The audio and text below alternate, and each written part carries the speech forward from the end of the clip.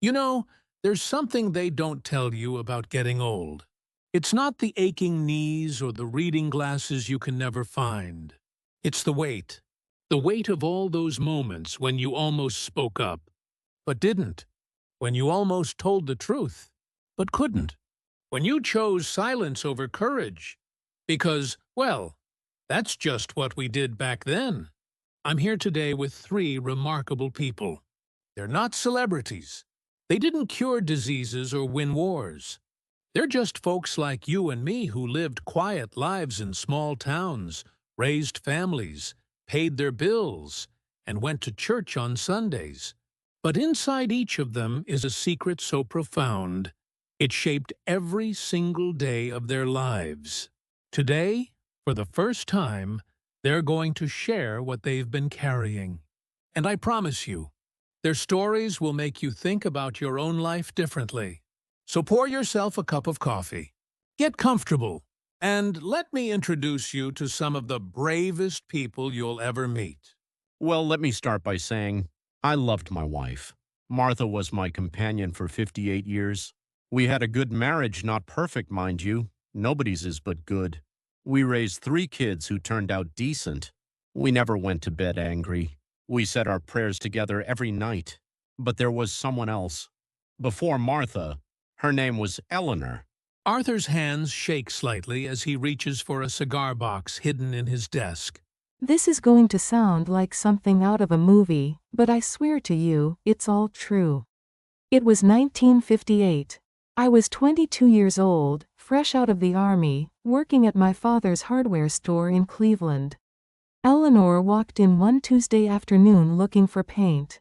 She was different. She wore her hair short, real short, like Audrey Hepburn, and she had this way of looking at you like she could see straight through to your soul. She was painting a mural in the colored part of town. For free. Now, you have to understand, this was 1958 Ohio. My father, well, he had certain ideas about certain things. When he found out I was spending time with Eleanor, helping her paint that mural, Lord, he hit the roof. He sat me down right there in the stockroom and said, "Arthur, you're my only son. You'll inherit this business, this house, everything. But if you keep running around with that girl and her causes, you can forget about all of it. You'll be on your own." I was a coward, plain and simple. I broke it off with Eleanor.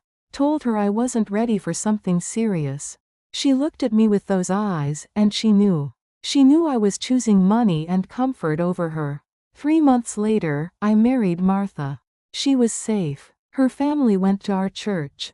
My father approved, and Martha was kind, she really was. I convinced myself I'd made the right choice. Eleanor moved to Paris to paint. For 62 years, I've wondered what might have been. But here's the part nobody knows. 2 weeks after she left, this arrived. I recognized her handwriting immediately. I picked it up, held it in my hands, and I couldn't open it. I was already engaged to Martha by then. What if Eleanor was saying she still loved me? What if she was asking me to come? What if she was saying goodbye forever? I was too afraid to know. So I put it in this box and told myself, someday, when I'm ready. Well, I'm 84 years old now. Martha passed 2 years ago, God rest her soul. My kids are grown. I've got 7 grandchildren and 3 great-grandchildren. And I've carried this letter in my heart like a stone for 62 years. The room is completely silent except for the ticking of a grandfather clock.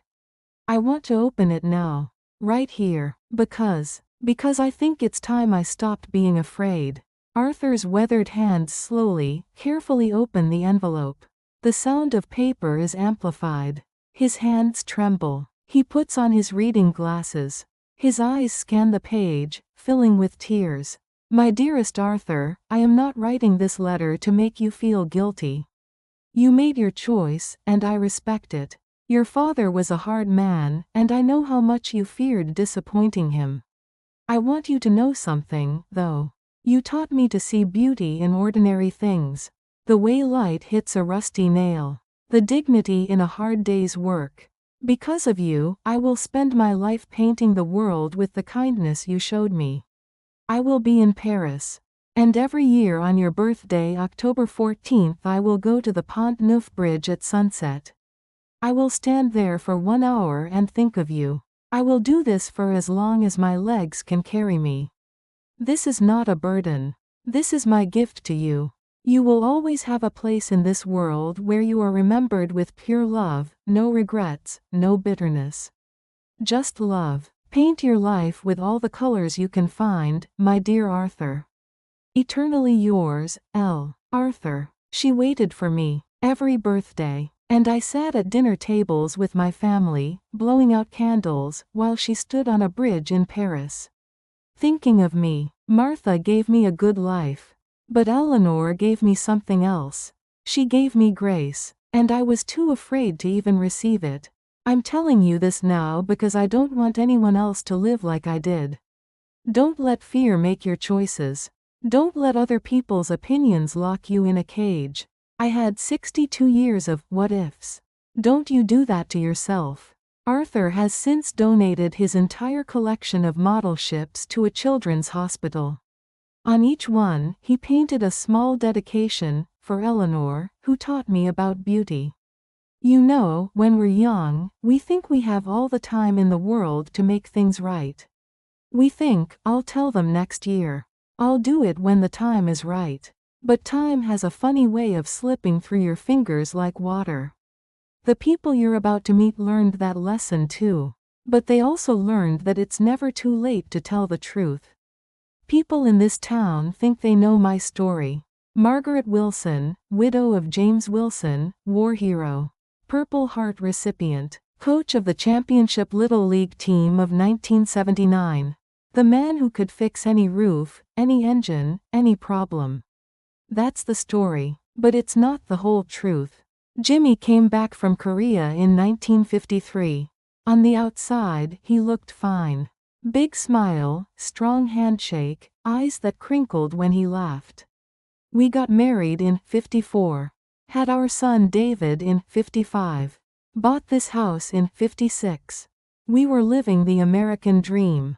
But at night, Jimmy was still in Korea. He'd wake up screaming. I mean screaming like someone was killing him. He'd crawl into the closet and hide, thinking the enemy was coming. He'd sob this big, strong man sob like a lost child, calling for his mother. Back then, we didn't talk about what they call it now. PTSD. Shell shock, some old-timers called it. But mostly, we just didn't talk about it at all. You were supposed to be strong. Be a man. Provide for your family and keep your demons to yourself. Margaret's voice remained steady, but her hands gripped the teacup tighter. Our boy David worshipped his daddy. Would follow him everywhere. I'm gonna be just like you, Dad, he'd say. And Jimmy, he'd ruffle his hair and smile. But I could see it in Jimmy's eyes. He was terrified David would find out the truth. That his hero was broken. The moment that changed everything was David's 10th birthday. We were having a party in the backyard. Balloons, cake, all David's friends. Jimmy was flipping burgers on the grill when someone popped a balloon. That sound. It sent Jimmy right back. He dropped everything and ran into the house. I found him in our bedroom closet, rocking back and forth, hands over his ears, tears streaming down his face. And there was David, standing in the doorway, frozen. He'd seen everything. I had about 3 seconds to make a decision. So I made one. I pushed past David, got down in that closet with Jimmy, and I started crying too. Loud, dramatic crying. Then I looked at David and I said, "Honey, Mommy's not feeling well today. I'm having one of my spells. Daddy's trying to help me calm down. Can you go tell the other kids we'll be right out?"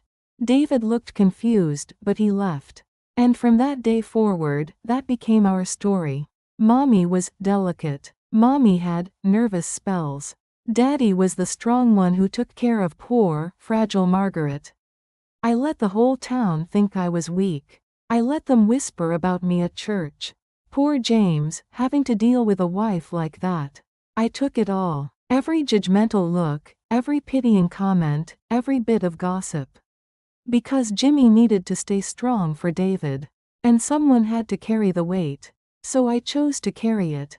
For 30 years, until James passed away in 1986, Margaret maintained this facade. Jimmy died thinking his secret was safe. David grew up thinking his father was made of steel. He joined the military himself, served with honor. He's never known that his strength came from watching his father be vulnerable, even though he didn't understand it at the time. I'm 78 years old now. David is 70, with grandchildren of his own. And I've decided it's time to tell the truth. Not to hurt anyone, not to tarnish Jimmy's memory, but because I wasn't weak. I was the strongest person in this house. I protected my husband's dignity. I protected my son's innocence. I carried the shame so they could walk with their heads high. And you know what? I'd do it all over again. Because that's what love is. It's not just the romance and the flowers. It's the sacrifices you make when no one's watching. These are letters Jimmy wrote to me but never sent. I found them after he died. In every one, he thanked me. He knew what I was doing. And he loved me for it. If these stories felt close to home, it's because they are. They're not about heroes in history books. They're about kitchen tables, quiet bedrooms, letters tucked away in drawers, and truths carried for a lifetime. Arthur showed us what happens when love is never forgotten. Margaret showed us what real strength looks like. When no one is watching, maybe you've carried something too. A moment you never spoke about. A truth you thought no one would understand. A sacrifice that never made the headlines. If so, know this, you are not alone. And you were never weak for carrying it. If these stories matter to you, if they remind you of your own life, or of someone you loved, please take a moment to like this video. It helps these quiet stories reach others who need them. And if you'd like to keep hearing stories that honor ordinary lives and extraordinary courage, subscribe to this channel. We share these stories, so no one has to carry their truth alone. Thank you for listening. Thank you for remembering. And until next time, be gentle with yourself.